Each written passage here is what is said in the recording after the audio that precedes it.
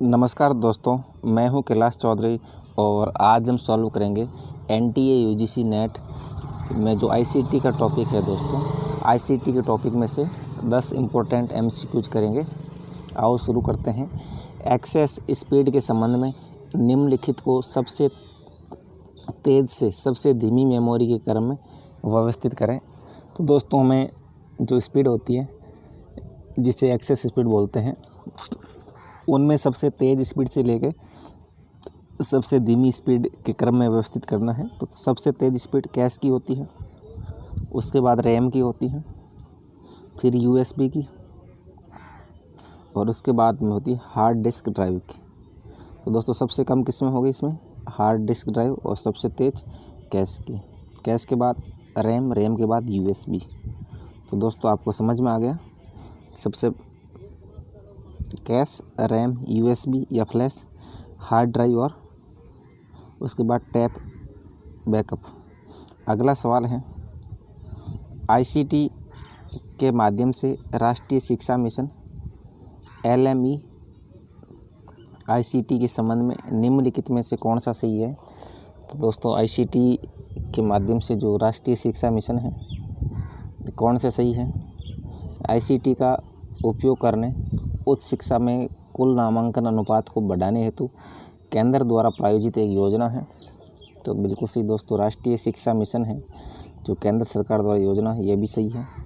अगला है, पहुंच बढ़ाना और विषय वस्तु का उत्पादन करना इसके दो प्रमुख घटक हैं, ये भी सही है।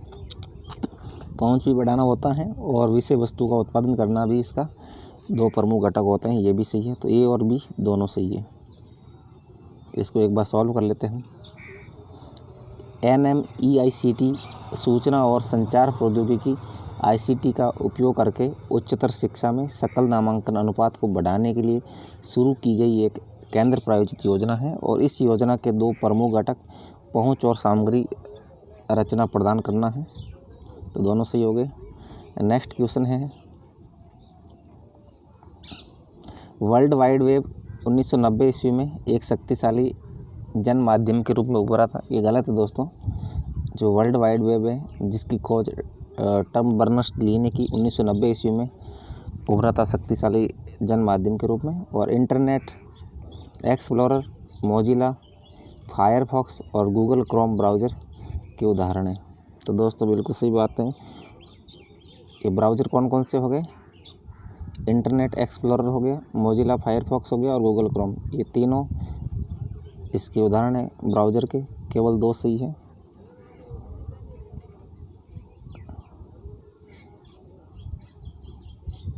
अगला है, उस उपकरण का नाम क्या है जहाँ एक या कई दिशाओं से डेटा आंकड़े आते हैं और प्रेषित किया जाता है? उसे क्या कहते हैं? हब कहते हैं। हब क्या होता है दोस्तों?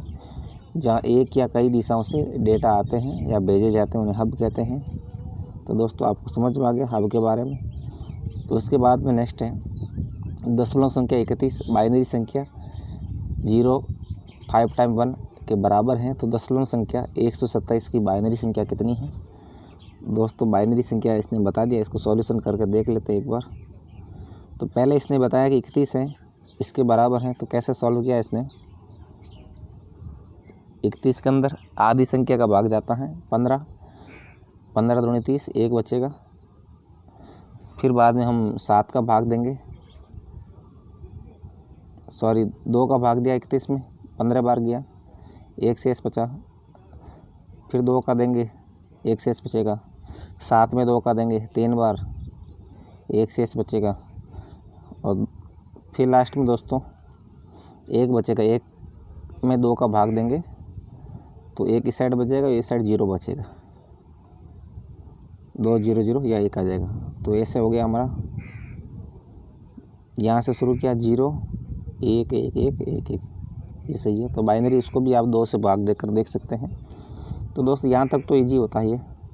फिर यहाँ थोड़ा दिक्कत है समझने में कि लास्ट में जैसे 3 में 2 का भाग दिया है, 2 1 1 बच गया और 1 इस साइड बच गया, और 2 का भाग दिया। उसके बाद में 1 के अंदर 2 का भाग देते हैं तो 0 बार जाता है और 1 शेषफल बचता है।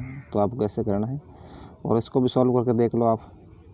127 में 2 का भाग 2, 63 बचेंगे, 2 का 2, 31 में 2 का, 15 में 2 का, 7 में 2 का, 3 में 2 का, एक शेष बचेगा, 2 का देंगे तो शेष पर 0 बचेगा और एक इस साइड आ जाएगा। 0 में 2 का भाग देंगे तो कुछ नहीं आएगा और एक इस साइड आ जाएगा। तो 0 और 1 2 3 4 5 6 7 बार 1, इसका उत्तर हो जाएगा दोस्तों सी उत्तर है। अगला है हाथ से लिखे मुद्रित अथवा छपे हुए टेक्स्ट की छवियों का मशीन एनकोडेड टेक्स्ट में यांत्रिक और वैद्युत रूपांतरण है। क्या होगा दोस्तों? इसमें होगा ऑप्टिकल कैरेक्टर रिकॉग्निशन। जो ऑप्टिकल कैरेक्टर रिकॉग्निशन होता है उसमें हाथ से लिखे मुद्रित अथवा छपे हुए टेक्स्ट की छवियों का मशीन इनकोडेड टेक्स्ट में यांत्रिक या विद्युत व्यमन से होता है। OCR में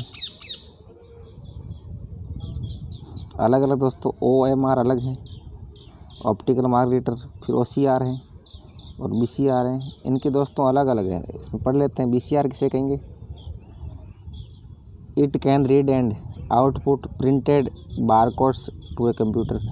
BCR में क्या होता है? प्रिंटेड बारकोड होते हैं, जैसे कोई सामान खरीदते हो उस पर होता है BCR। OCR it is the mechanical electronic conversation of image of hand written typed और printed text into a machine encoded text. तो ये दोस्तों हाथ द्वारा लिखे होते हैं या प्रिंटेड भी होते हैं। OMR आप जानते हैं, जो कॉपी चेक होती हैं। This device reads the marks made in on paper forms a responses to questions और tick list prompts by pencil या पेन। और डिजिटल क्या होता है? It converts the analog data into digital form. उसके बाद है 7वां सवाल है, निम्न में से कौन सी डिवाइस कंप्यूटर डेटा को एक ऐसे सिग्नल में परिवर्तित करती है जिसे टेलीफोन लाइनों पर हस्तांतरित किया जा सकता है? तो कौन सा डिवाइस है दोस्तों? ये मॉडेम डिवाइस है। मॉडेम क्या करता है? कंप्यूटर डाटा को एक ऐसे सिग्नल में चेंज करता है जिसे टेलीफोन लाइनों पर हस्तांतरित किया जा सकता है। और इसकी फुल फॉर्म होते हैं मॉड्यूलेटर, डीमॉड्यूलेटर। इसके बाद अगला सवाल है, निम्नलिखित में से कौन सा डोमेन नाम सैन्य साइटों का प्रतिनिधित्व करता है? तो दोस्तों .mil होता है, ये जो सैन्य साइटें होती हैं। तो आपको ध्यान रखना दोस्तों, इसमें लिखा है कौन कौन से क्या होता है। .com होता है, कॉमर्शियल ऑर्गेनाइजेशन होते हैं। .edu होते हैं, एजुकेशनल इंस्टीट्यूट होते हैं। .gov गवर्नमेंट साइट्स होती हैं। .net gateway and administrative hots यानी प्रशासनिक ब्रांचें होंगी। और .org में प्राइवेट ऑर्गेनाइजेशन होंगे और .mil में मिलिट्री साइट्स होंगे। तो दोस्तों 6 तरह की होते हैं, 6 मेन टाइप की साइटें होती हैं। अगला है, सुमेलित करना है हमें कौन सा सही मिलान है। असेंबलर क्या होता है दोस्तों? असेंबलर ये एक लैंग्वेज प्रोसेसर असेंबली लैंग्वेज में लिखे गए प्रोग्राम को मशीनी लैंग्वेज में परिवर्तित करता है। असेंबलर क्या करता है? मशीनी लैंग्वेज को प्रोग्राम लैंग्वेज में रीड आउट करता है। फिर इंटरप्रेटर और कंपाइलर, आपको ध्यान रखना दोस्तों दोनों के बारे में भी। यदि आपको ईमेल से CC फील्ड में रखा गया है तो आप कौन सा अन्य ईमेल एड्रेस देख पाएंगे? तो दोस्तों आप केवल प्रेषक का ईमेल एड्रेस और CC में रखे गए अन्य ईमेल एड्रेस देख पाएंगे और BCC में रखे हुए ईमेल एड्रेस नहीं देख पाएंगे। तो 1 और 2 सही है, तो B सही है, सभी गलत है दोस्तों। तो क्या सही हो गया? B सही हो गया। CC फील्ड में प्रेषक का ईमेल एड्रेस और CC में रखे अन्य ईमेल एड्रेस, BCC वाले नहीं देख पाएंगे। तो दोस्तों आज के लिए बस इतना ही। जय हिंद, जय भारत।